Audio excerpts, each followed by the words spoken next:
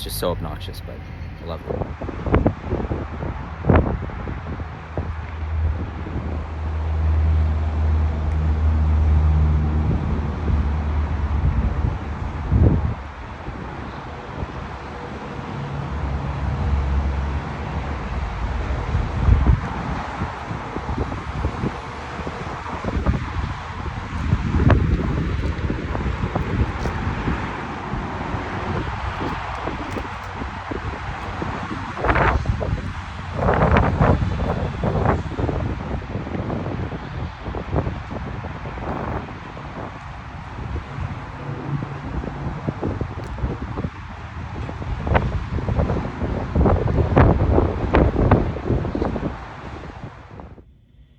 Just a quick interior shot, guys, of the Jaguar F-Type SVR.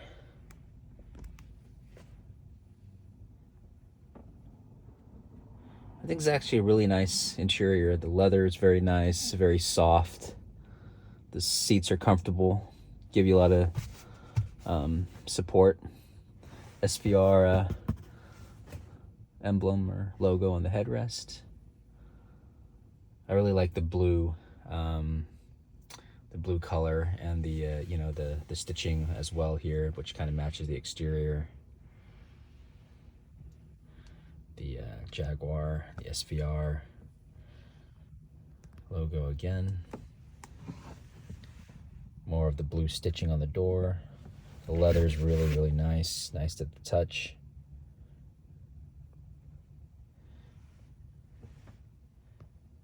Yeah, it's a really nice interior, guys. And actually, let me just start it up here. And the coolest little quirk is when you start the car, the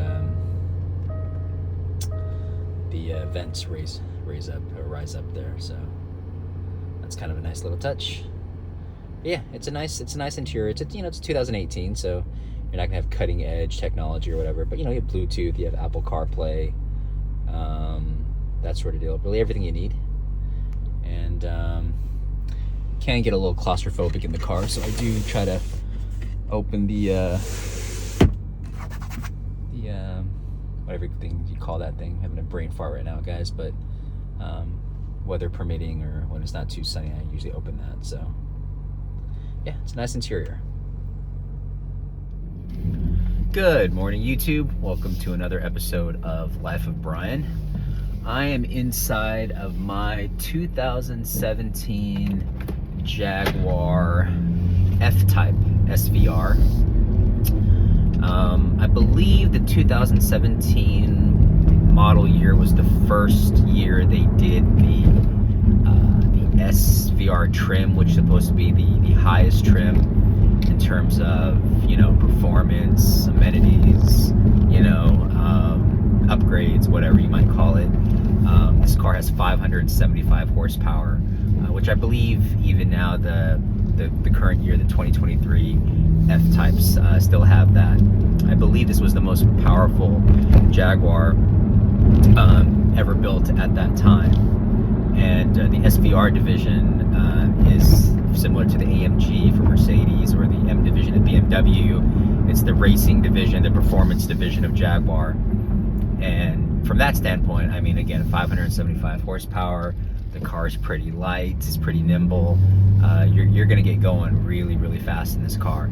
I think after a few years, the SVR was kind of just folded back into the R trim. So now there is no, in 2017, and I think for several years after that, there was the R, which was an upgrade of the base F-Types. And then the SVR was even above that, like the final, the AMG or the M level trim. But now, again, if you get the F-Type, I believe that's basically the highest trim, the highest performance, most luxurious trim. So there is no SVR anymore. But again, this is a 2017 model. The car is, again, this is just kind of a brief overview of the vehicle, kind of my thoughts on it. The title of my video states, I think anyone who knows anything about this car or likes this car or Googles this car, you're probably only doing it for one reason, which is the the exhaust note, right? The exhaust on this car is aggressively obnoxious, insane, and intoxicating all at the same time. Now, you guys won't be able to kind of hear it right now because I need to get on a good stretch where I can kind of let the car go. I don't know if you guys heard that backfire, the crackle and the pops. But there's this awesome video I found on this car. I think it was Throttle House. And the guys, no, actually maybe not Throttle House. Yeah, I think it is Throttle House. But anyways, one of the guys figured out a trick to always get those incredibly satisfying snaps and pops and crackles and bangs. It literally sounds like there's gunfire going off. I don't know if you guys can already hear it. So the trick is basically what you do is you got to be in, obviously open the exhaust, be in sport mode, go to manual or basically use shift, get the RPMs above 3,000 RPM, and then just tap the acceleration, right? I can't do it right now because I'm about to, you kind of hear it, right? I'm tapping right now. You basically get the RPMs above 3,500 is ideal, and then you just tap the pedal, but you don't do it with so much force that you actually make the car move. You just tap it without making the car move, and every single time you tap, you'll get that bang, that snap, that crackle, that pop, which is just completely obnoxious. I literally had, no joke guys, I was driving down the road and I was doing that because I was being an idiot, and some guy was at a bus stop and he almost, I mean literally he kind of half dove thinking it was gunfire, but then he realized it was my car. He probably flipped me off, but it's so, like, you know, junior high, just stupid, you know, stuff to do in a car. But you know, hey, what are you gonna do when you're in this car? I don't know if you guys can hear it. When you're in this car, it's all about the exhaust note. It's about the cold start. It's about making these pops and bangs go off. And again, as soon as I can get to a clear stretch, guys, I will test this method, which again has always worked for me. But it's exhilarating. It's completely obnoxious, but it's awesome. The sound this car makes, guys, is it's comparable to my Maserati MC. I think honestly this sounds even better than my Ford GT. It sounds better than my 12C.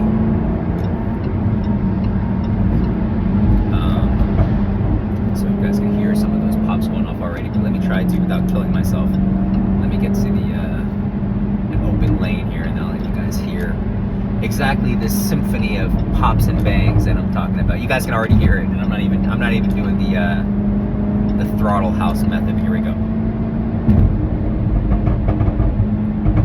All those bangs and pops you hear is me tapping the pedal.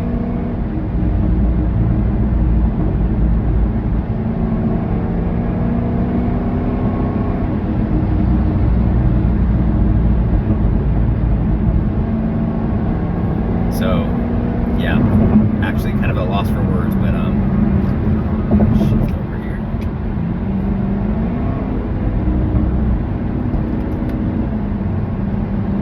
Let me try to get over some more.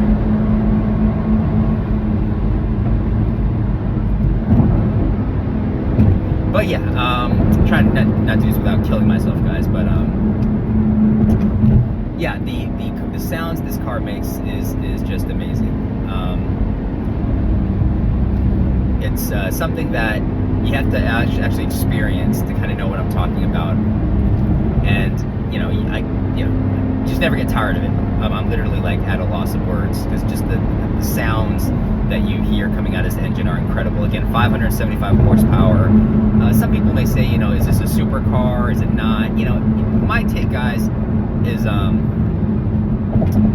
if you're in a car that has 575 horsepower, see, you guys hear that?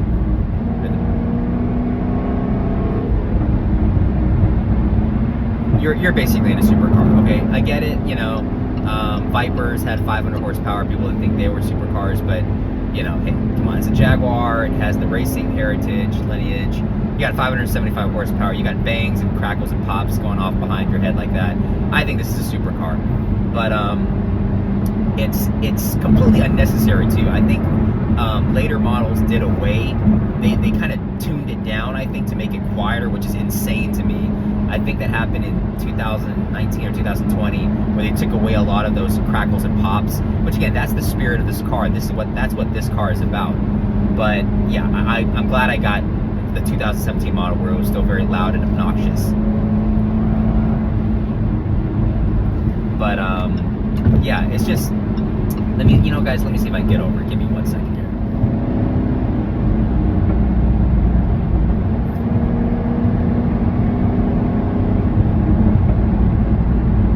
I don't know if you guys can tell, but I have a stupid grin on my face because I actually haven't driven this car in a while.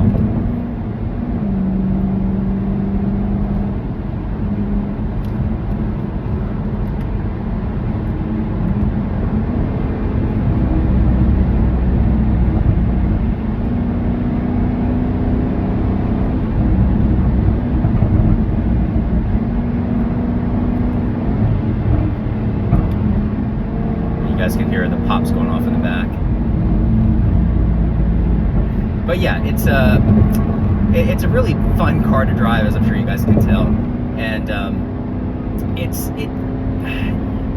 what am I trying to say? Does this car make a lot of sense to have? I don't know. It has a good sized trunk, obviously no back seat. So it's basically kind of a weekend car, just kind of fun car to kind of tool around with on the weekend. But you're not gonna take a family. You're not gonna be lugging really anything. Is it a super car? I think it should be, but most people think it's not.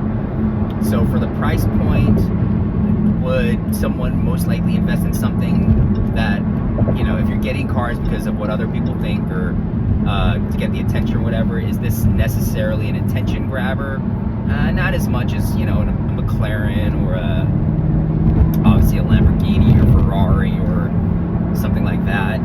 But if you don't really care about that kind of stuff, or you don't want to get a Porsche Turbo or a GT3 or whatever other German equivalent there is, this is something that I think is a great option.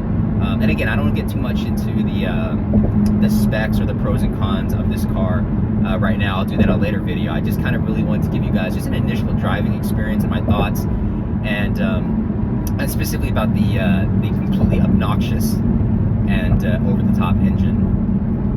It sounds amazing. Again, I always have a big grin on my face whenever I drive this car, and it's of all my cars, actually, I don't track my cars. I actually don't even really enjoy driving fast. But if I were to track any of my cars, I think I would take this one. I just feel that I think it's almost basically a complete 50-50 distribution between the front and the rear. It feels very, very stable and balanced on its feet. I know obviously it's a front engine car, but it almost feels like a mid-engine car. And it feels very agile, very nimble. Again, you have 575 horsepower and a relatively light car. Here we go again, guys. I'm just gonna shut up for a second. I don't know if you guys can hear that, but it's just popping off like crazy back there. I can't really bring it out right now because there's a lot of cars around me, but yeah, it's a really, this is, I think, the epitome of the ultimate weekend car. It doesn't really make sense really in any other category. Like, I wouldn't use it as a daily driver because it's a Jaguar, and I've had a few gremlins with the car, which I'll get into later, but I wouldn't trust it as a daily driver for usability, storage, space, that sort of deal, and also reliability. So yeah, not a good daily driver. And as a second car, as a weekend car, absolutely. But then again, I think a lot of times people overlook this car because if most people are looking for a second car or a weekend car or just a fun car, a lot of times Jaguar doesn't even come up to people's minds. They're thinking of Porsches. Porsches are always up there, right? Porsches for sure. And then if their price point's a little higher than that, Lamborghini, Ferrari, even Aston Martin, You know, I think those are the brands that, for whatever reason, you know, Mercedes, whatever, are come up first. BMW come up first for people who want that fun second car, weekend car. And Jaguars, a lot of times, I think, are kind of overlooked. I don't know why. Maybe it's, I don't know, maybe it's the reliability, maybe it's the price point, maybe it's the what do you call it? I mean, there are a good amount of Jaguar dealerships. It's not like Aston Martin or even McLaren, you know.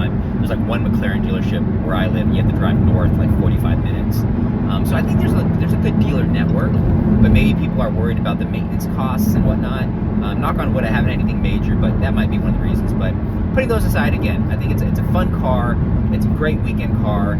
The engine is completely obnoxious, absurd, stupid, crazy. Don't need it that loud, but thank God they did it that way.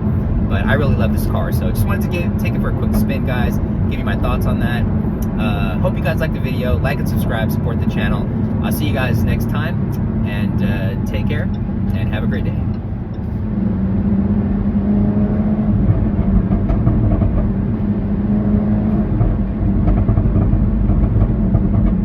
Sorry guys, just had to give you some more of those crackles and pops.